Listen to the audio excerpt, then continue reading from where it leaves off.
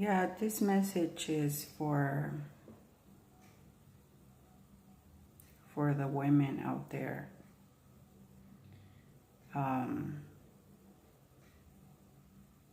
I know we're living in the times where women's liberation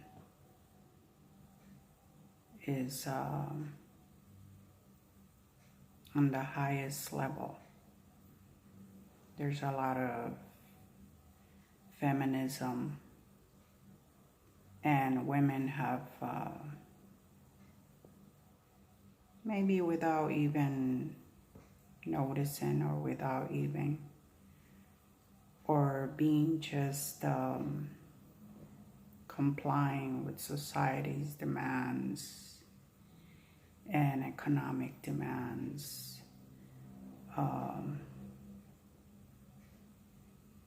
where women are in a different role now. Women are more independent. They go to school, they get a career, they get degrees. Some of them are CEOs. They're in every realm, basically, of society. They're in leadership.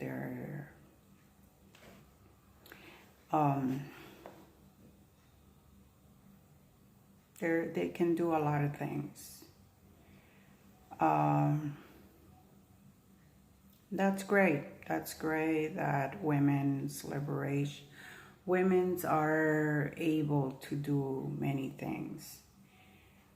But at the same time, that has brought a lot of disasters upon society.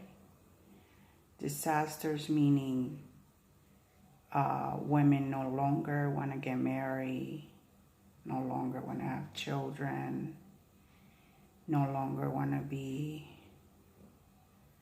caregivers at home with their children. There could be a lot of motives, a lot of reasons, economic reasons. But when there is a will, there is a way. So you can't make excuses.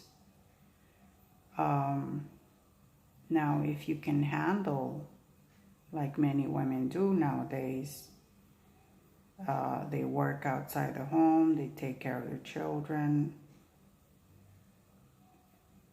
It's exhausting, but if they can do it, then that's fine. There's nothing wrong with that. But most of the women nowadays, they want to do things on their own. There's a lot of single mothers for that reason. They figure I can take care of my child by myself. I don't need a man. I don't need a man to be under an authority of a male figure, which is not true, because the Bible says, above man is God, above woman is man.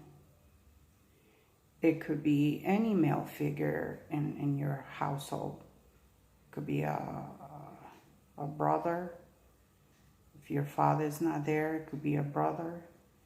If your brother's not there, it could be an uncle. But there's always has to be some kind of male figure in order for you, if you call yourself a Christian, to be right with God.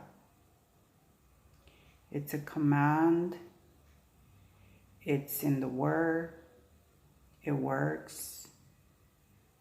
But sometimes I include myself in it. As females that think that we can make it out there on our own. I have my career, I have a job, I could do this on my own. It's not true. That's a lie from the devil. We gotta learn how to listen to the Lord. If the Lord has set his rules for us in the Bible, we got to abide by it. It's a battle because I go through it every day. It's a spiritual battle. And but it's doable when you want to submit totally to God. It's doable. God sees your desires, and it's possible. So this is for all women out there. You want to look very tough and almost kind of like a male figure type of person. And that's never possible because God made us females, delicate, not hometown women type of person, but delicate because God made us different than men. The man is the male. Well, in some cases, like Mexico, they go overboard with the maleness, but in general, the men are in charge over the women, are in charge of caring, taking care of her, providing for her. And so it's good to be able to provide for yourself. There's nothing wrong with it, but as long as you are under some kind of male authority. Okay, because God made men first. We came out of men. God created men. God created the world. God created men and then the woman. He didn't create the woman first. So for all the women out there, you got to learn, you got to pray, first of all. If you're a Christian, you got to pray so God can lead you into being under submission of a male figure. If you're not, it's same thing. If you're not, doesn't matter. We got to learn how to be submitted to the male figure, and everything will go well. And so that's my little chat for the women out there that think that they can make it on their own. It's not true. It's a lie from the devil. The devil wants to destroy your life.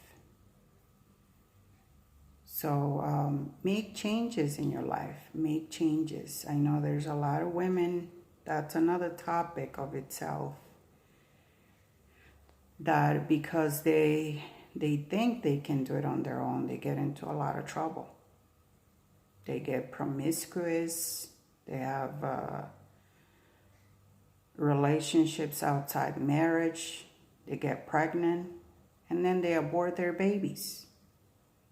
And abortion is a crime. And it brings condemnation to the nation in general. So you think, oh no, this abortion I'm practicing, it doesn't affect anyone. It does affect. It will affect you. You will be guilty. You will feel guilty for the rest of your life unless you have Jesus to take that guiltiness away. And you will bring the wrath of God upon your nation. And so just think My sin has consequences, not just for myself, but for other people as well. And so, not just think, but ask the Lord. Read the Bible, ask the Lord to guide you and how to be right with Him. And so, this is my little message. I hope it helps someone. And I hope you have a great week. God bless you.